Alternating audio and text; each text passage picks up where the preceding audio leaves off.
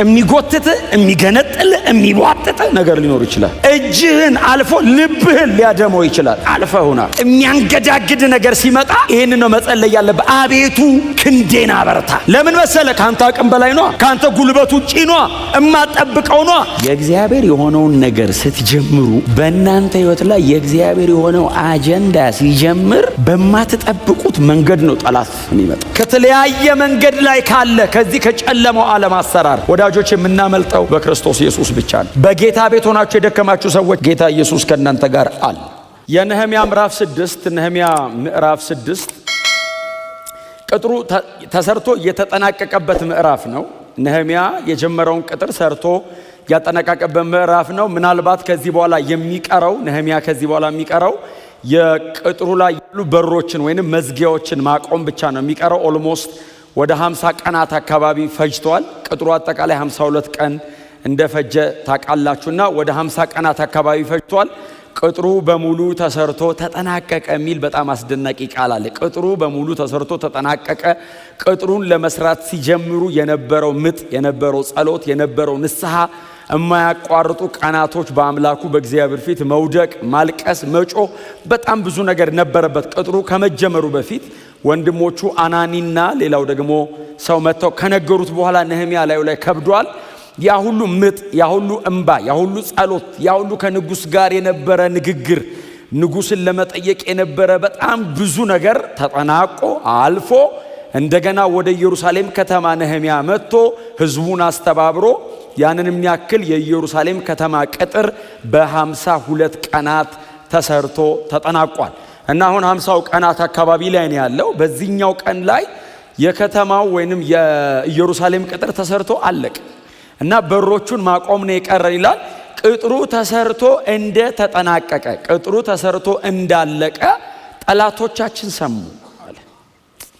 ቅጥሩ ተሰርቶ እንዳለቀ ጠላቶቻችን ሰሙ። በጣም ነው የሚገርመው በእውነት። ቅጥሩ ሊጀመር ሲል ሰምተዋል። ቅጥሩ ሊጀመር ሲል ሰምተው እንዳይጀመር እንዳይሰራ ጦቢያ፣ ሰንበላጥና አረባዊው ጌሳም በጣም በተቻላቸው መጠን በፕሮፓጋንዳ በንግግር በጣም በብዙ መንገድ ትጥቁን ሊያስፈቱ ታግለውታል። እግዚአብሔር አብሮት ስለነበረ የወደቀውን የህዝቡን ልብ ሁሉ አንስቶ ነህምያ የተቃጠለ ድንጋይ ቅጥር አድርገዋል። የተቃጠለ ድንጋይ ቅጥር አድርገዋል። ቅጥሩ ተሰርቶ አለቀ። ጎናችሁ ያለው ሰው ቅጥሩ ተሰርቶ አለቀ በሉት እስቲ። ደግማችሁ ነገሩት። ቅጥሩ ተሰርቶ አለቀ። እና ቅጥሩ ተሰርቶ ሲጠናቀቅ ጠላቶቻችን ወይንም በዙሪያችን ያሉ ጠላቶቻችን ሰሙ ይላል። እና ቅጥሩ ተሰርቶ እንዳለቀ ሲሰሙ አሁን ደግሞ የቀረው መዝጊያ ማቆም ነው፣ የቅጥሩን በር መስራት ነው። ቅጥሩ ተሰርቶ ቢያልቅም በሩ ካልተገጠመ በጣም ደግሞ ሌላ ራሱን የቻለ ትልቅ ቻሌንጅ ነው። እና ይሄንን ልናደርግ እንደሆነ ደግሞ ሰሙ። በሰሙ ጊዜ እንደገና ደግሞ ተነሱ ይላል። አሁን የቻሉትን በሙሉ ሞክረው አቅቷቸዋል። ከዚህ በኋላ የቀራቸው ነህምያን የሚያስቆሙበት መንገድ መንፈሳዊ ተግዳሮት ብቻ ነው። አሁን ፖለቲካል ሊያደርጉት ሞክረዋል። ምዕራፍ 2 ጀምሮ እናንተ አብቡት። በጣም ፖለቲካል ሊያደርጉት ሞክረዋል። በንጉሱ ላይ ታመጻለህን ሁሉ ብለውታል። አርጤክስስ ላይ ፈቅዶለታል። እሱ ነው ቅጥሩን ስራ ያለው። በንጉሱ ላይ ልታምጽ ነው እንዴ ብለውታል። እዚህ ምዕራፍ 6 ላይ ሪማይንድ ያደርጉታል። ባይዘወይ አንተ ኢየሩሳሌምን ቅጥሯን ሰርተ በህዝቡ ላይ ንጉስ ልትሆን እንዳሰብከ ሰምተናል እና አርጤክስስ እያለ በህዝብ ላይ እንደገና ተነስተ ልትነግስ እንደምትፈልግ ንጉስ ነገር እያሰብክ እንደሆነ ሰምተናል ይሉታል። ነህምያ ደግሞ ሲመልስላቸው እንደዚህ ይላል፣ ማንም ያለ የለም፣ ይሄ እናንተ ራሱ በልባችሁ የፈጠራችሁት ነው ይላል። በጣም ከባድ ሰው ነው ነህምያ። ባይዘው አሉኝ እንዴ ብሎ ልቡ አይረድም። ራሳችሁ ናችሁ የፈጠራችሁት። ማንም ንጉስ ለመሆን ያቀደ የለም፣ ንጉስ የሚሆንም የለም። ቅጥር ነው እየሰራን ያለው። ቅጥሩን ስንጨርስ እኔም ወደ ስራዬ እመለሳለሁ። ይሄ የእናንተ ውሸት ነው፣ የውሸት ወሬ ይላል። ጠላት ሞከረው። ታውቃላችሁ አይደል? ምንድነው? ጦር ከፈታው ምንድነው? ወሬ ፈታው። ቸርች ነው የማይሰራው እንደዚህ አይነት ነገር። ሌላ ቦታ ይሰራል፣ ቸርች አይሰራም። ቸርች ሰምቶ ነው የሚጀምረው ሰውዬው። ይሄ ሰውዬው እዩት፣ ወገብ የሚፈታ ነው። ጦቢያ፣ ሰንበላጥና ጌሳም ባይዘው ኖርማል ኦርዲነሪ ሰዎች አይደሉም። የንጉስ ባለሟሎች ናቸው። ባይዘው ባለስልጣናት ናቸው። ነህምያ የንጉሥ ባለስልጣን ነው። በእርግጥ ጠጅ አሳላፊ ነበር። እነሱም የዋዛ ሰዎች እንዳይመስሏችሁ ወደ ንጉሥ ደብዳቤ ሁሉ ጽፈው የማድረስ አቅም አላቸው። ስለዚህ የሆነ ነገር ሲሉ ይነቀንቃል እኮ። ነህምያ ግን እንደዚህ ያላችሁ፣ በፍጹም እናንተ ፈጥራችሁ ያወራችሁት እንጂ ማንም የሚነግስ የለም። ንጉሡ ሳያቅ እያረኩት ያለው አንዳች ነገር የለም። ንጉሥ ፈቅዷል። በዚህ ጊዜ ወደ ቤተ መቅደስ ወረዱ። አሕዛቦች እኮ ናቸው። ወደ ቤተ መቅደስ ወረዱና ገንዘብ ከፍለው ነብይ ገዙ። ነብይ ገዙና ነህምያ ጋር ሄደህ እግዚአብሔር እንዳለ አድርገህ ተናገር አሉት።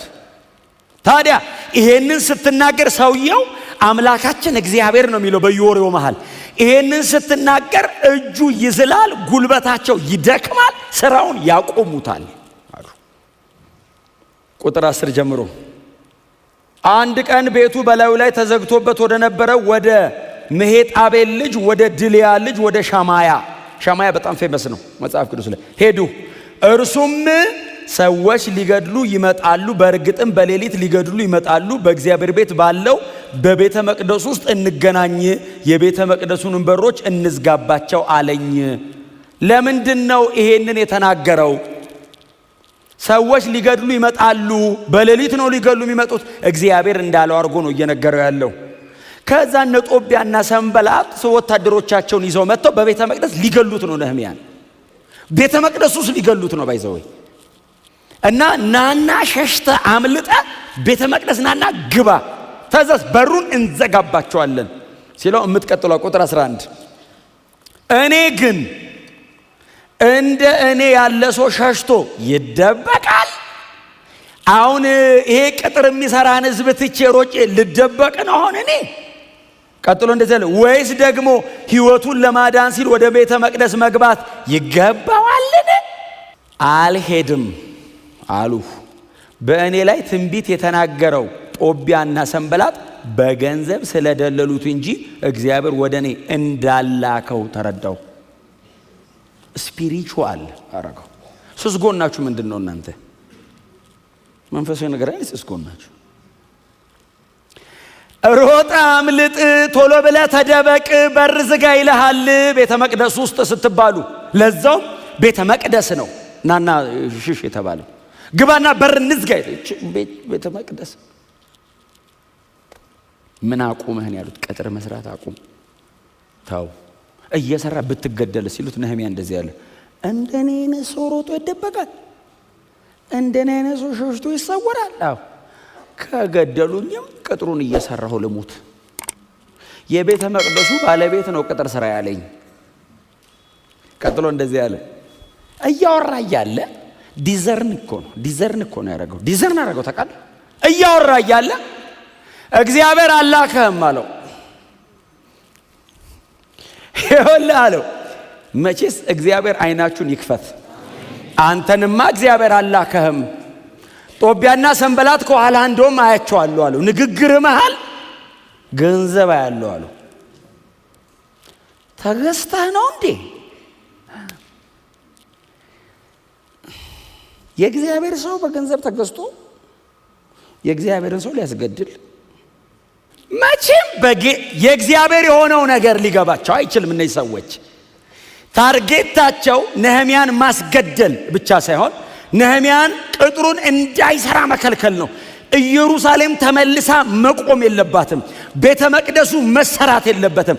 አምልኮተ እግዚአብሔር መቅረብ የለበትም። እኛ ባሪያ አርገን ይዘናቸዋል፣ ማምለጥ የለባቸውም ነው ጉዳዩ። ነህምያ የሚባል ግለሰብ መግደል ብቻ ሳይሆን የአባቶቻቸው ከተማ እንዳይሰራ፣ ቤተ መቅደሱ እንዳይገነባ፣ አምልኮተ እግዚአብሔር እንዳይጀመር ነው ጉዳዩ። የኪንግደም ነው። ይህንን አንደርስታንድ ማድረግ አለባችሁ። በዚህ ጊዜ ነው ነህምያ ልክ እነ ሻማያን ምናምን ሲልኩበት ቤተ መቅደስ ውስጥ ድረስ እንደገቡ ሲያይ እንደዚህ ያለ ነህምያ፣ አቤቱ ክንዴን አበርታ። ምን ያክል ቴምፕትድ ቢሆን ነው ጉዳዩ? ምን ያክል ቴምፕትድ ነው? ለምን የህዝቡ እጅ ይላላል አለ። በቃ አሁን እንደዚህ ሆነ። አዎ ይላላል።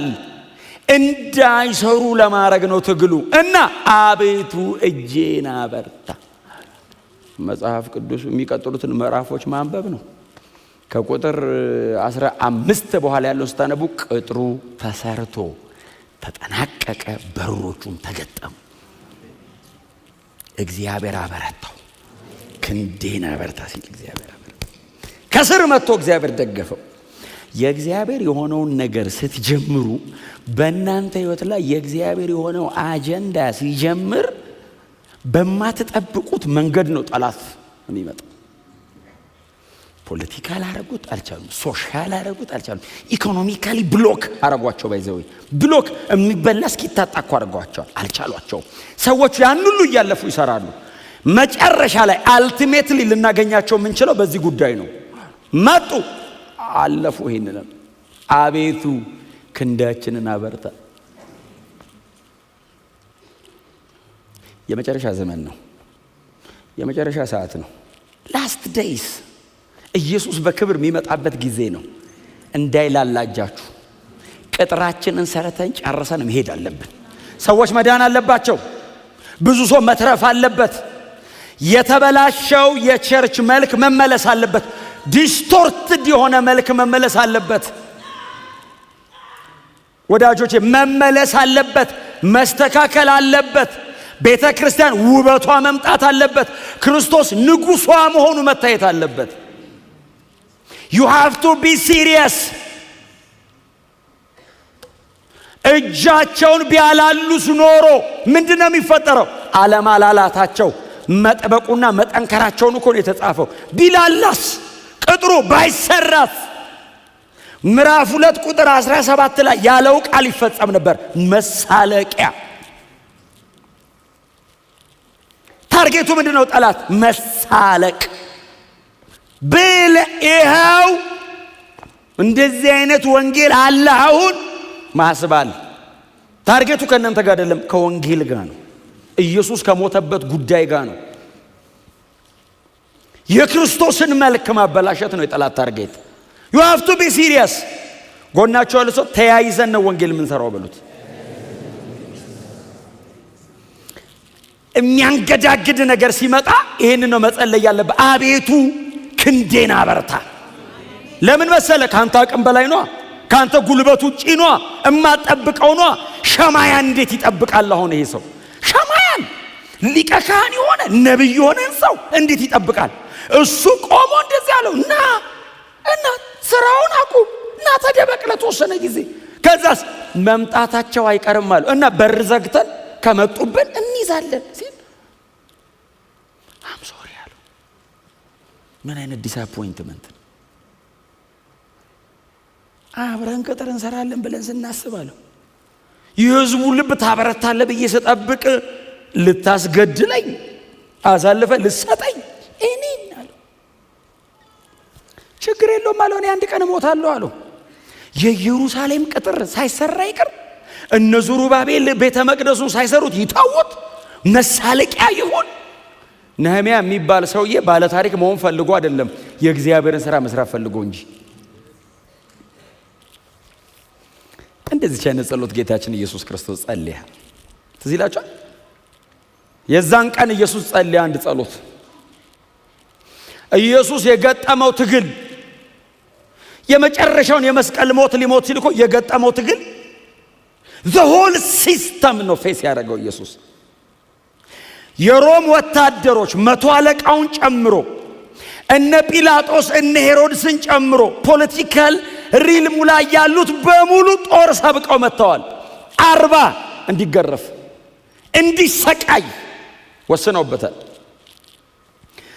የሃይማኖት ሕግ መምህራኑ መንፈሳዊውን ዓለም እንመራዋለን ብለው የሚያስቡት ሳንሄድሪኑን ጨምሮ ሊቀ ካህኑን ጨምሮ ድፍን የአይሁድ የሸንጎ አባላት እንዲሰቀል ሕግ በእጃቸው ላይ ይዘው ፊቱ ቆመዋል።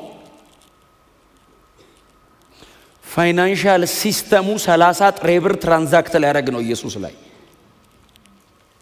ሁሉ ነገር ተባብሮ ኢየሱስ ክርስቶስን ለማስወገድ ገጥመውታል። ጌታ ኢየሱስ ክርስቶስ ተንበርክኮ እንደዚህ ያለ፣ አባት ሆይ ብትወድች ጽዋ ከኔ ትለፍ፣ ነገር ግን የኔ ፈቃድ ሳይሆን አልቲሜትሊ የኢየሱስ ጸሎት ነው አይደለኛ ጸሎት።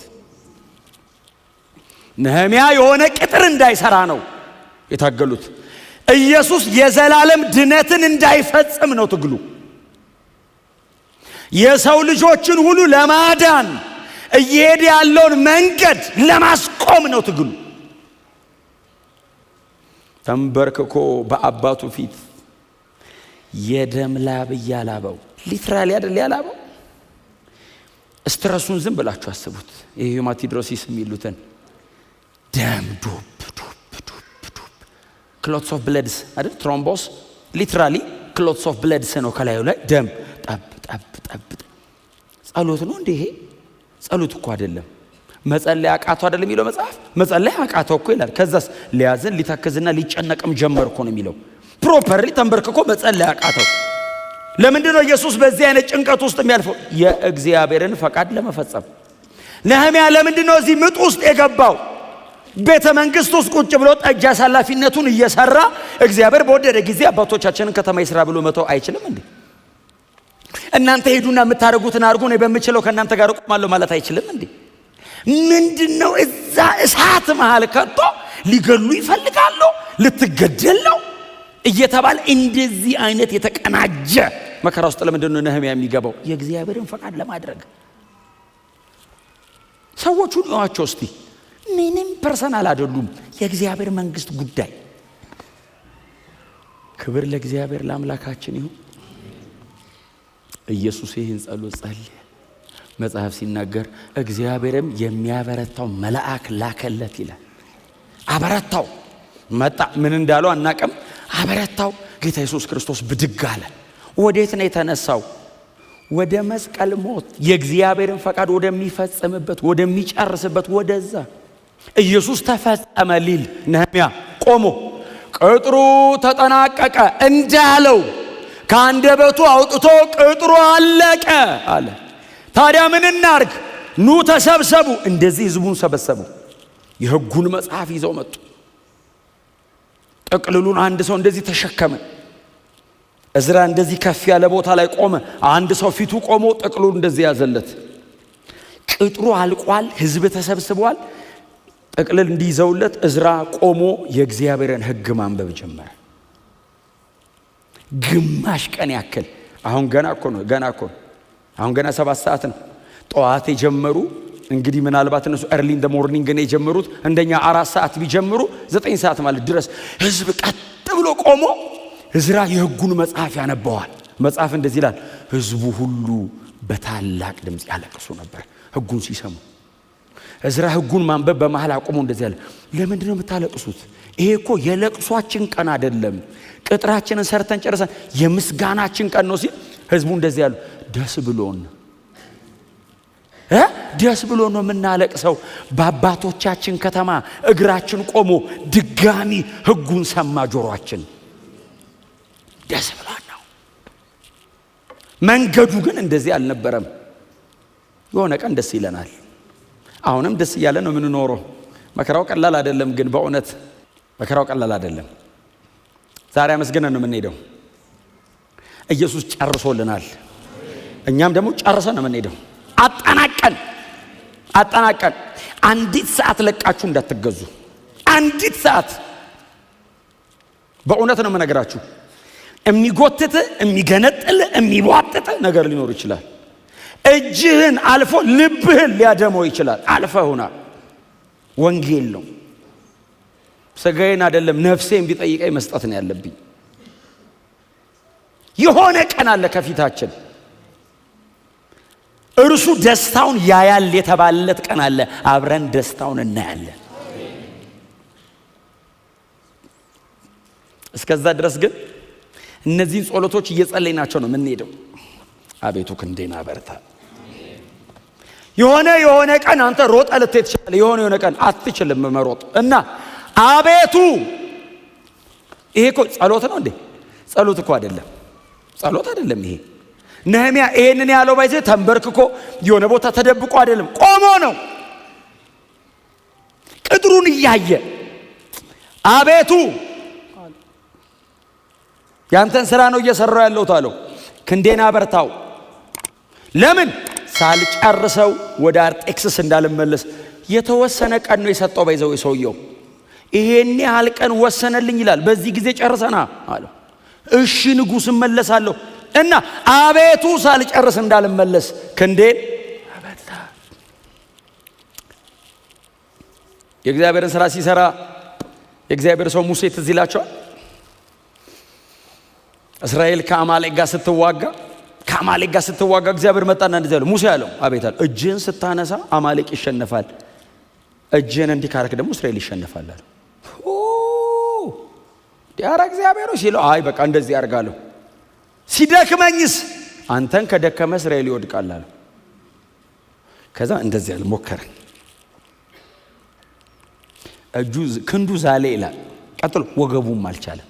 በዚህ ጊዜ ማናቸው? አሮንና ሆር ሁለቱ መጡ።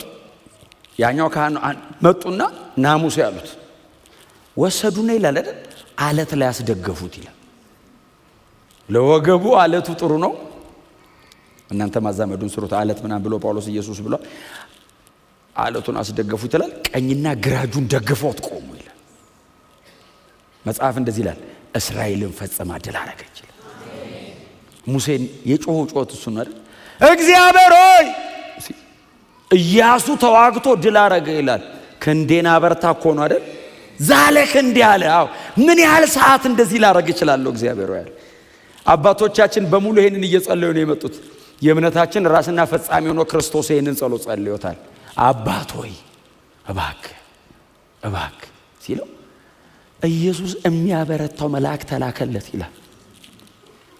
ከኢየሱስ በኋላ ደግሞ አንድ ሰው ሁለተኛ ጢሞቴዎስ ምዕራፍ 4 ላይ ሐዋርያው ቅዱስ ጳውሎስ ብቻዬን ቀረው፣ ሁሉ ተተውኝ ሄዱ፣ እግዚአብሔር ሆይ የቀሩትም ደግሞ ሊገሉኝ ነው ሲል ጌታም ባጠገቤ ቆሞ አበረታኝ። አቤቱ ክንዴን አበርታ ስትል ጌታ ኢየሱስ ክርስቶስ እችን ጸሎት ጸልያት ስለሚያውቅ ይመጣል አጠገብህ። ይህንን መንገድ እኔም ሄጄዋለሁ ና ይላል። እጅን እንደዚህ ይዛል።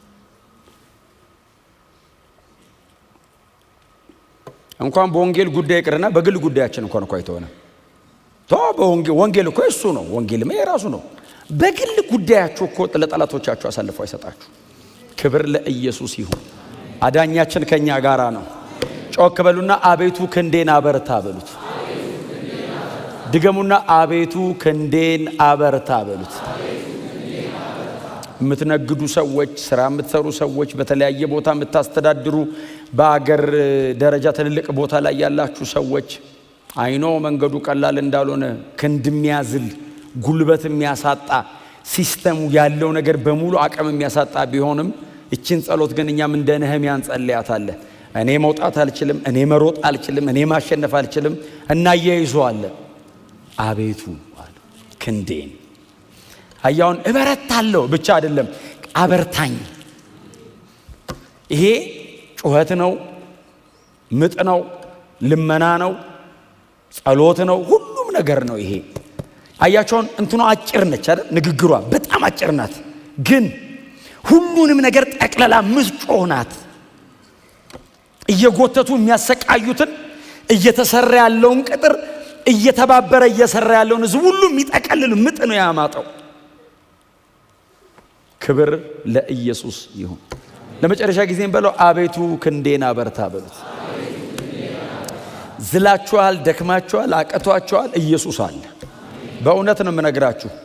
ዓለም ከዚህ በኋላ እያበቃላት ነው የምትሄደው። እያበቃላት ሲስተሙ ሞር ኢቭል እየሆነ ነው የሚሄደው። ከዚህ በኋላ እየተሻለ አይሄድም። ሁሌ ነው እየነገርኳቸው ያለሁት፣ ደግሜ ነግራችኋለሁ። በህይወት እስከ ተገናኘን ድረስ ደጋግሜ ነው የምነግራችሁ። ሞር ኢቭል ሞር ሳታኒክ እየሆነ ነው የሚሄደው ሲስተሙ። አሁን ድሮ በድብቅ ነበር የሚሰራው፣ አሁን በግልጽ ሆኗል እየሰራ ያለው። በግልጽ እኔ ነኝ እያለ እኮ ነው ሰይጣኑ። እኔ ነኝ እያለ ነው። የእሱ የሆኑትም የኛ ነው እያሉ እኮ ነው። አሁን ሰው ወደ ጌታ ካልሮጠ በቀር ማምለጥ የማይችልበት ደረጃ ላይ ተደርሷል። አሁን ክፉ ሰዎች አይደሉም። አሁን አጋንንቱ ራሱ አሁን ቀጥ ብሎ ቆሞ ኢምፐርሰን ፋይት እያደረገ ነው። የመጨረሻ ማምለጫው ክርስቶስ ነው። ቤተ ክርስቲያን ናት። እስቲ አሜን በሉ። በቃ ቤተ ክርስቲያን ናት። መደበቂያ ማምለጫ ለዘላለም ዋስትናችን ቸርች ናት። ቸርች ከዚህ ዓለም ከክፋቱ ከተለያየ መንገድ ላይ ካለ ከዚህ ከጨለማው ዓለም አሰራር ወዳጆች የምናመልጠው በክርስቶስ ኢየሱስ ብቻ ነው። በጌታ ቤት ሆናችሁ የደከማችሁ ሰዎች ጌታ ኢየሱስ ከእናንተ ጋር አለ።